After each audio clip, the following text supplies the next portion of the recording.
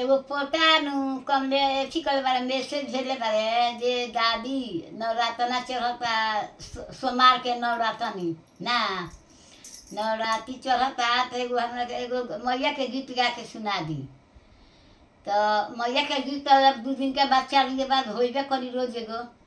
कहनी जे ठीक बा उनके शौक बा तो एगो आगे आजे गा के सुना देतनी ना। ओकरा बाद अच्छा लगी तो मैसेज भेज दिया लगे दशहरा भर एगो रोज गा दे बाकी एक बार एगो गा देतनी। कहाँ से आवेली रे भवानी मैया रूसी तली मैया हे आ मैया हो कहाँ से आवे ले रे भैरो भैया हाथ लंगिया डरिया तुरले ओइले हो आ मैया हो कहाँ से आवे ले रे भैरो भैया लंगिया डरिया तुरले ओइले कहाँ से आवे रे भवानी मैया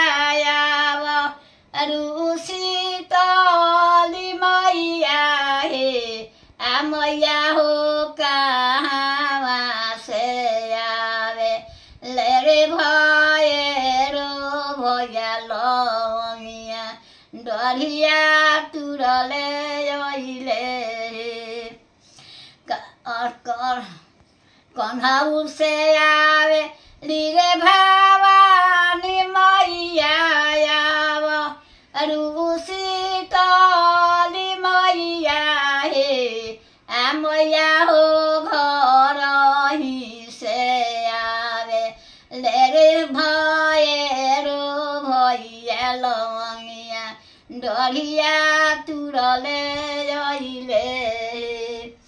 आ मैया हो दुआरा पर से आवे ले रे भैरो भैया लंगिया डरिया तुरले ओइले हो।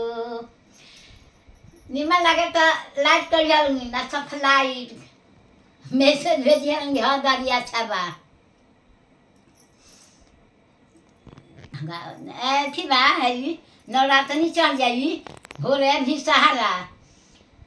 तो हो गया लोग गावे ला पचारा आ माइक से गए सुने तो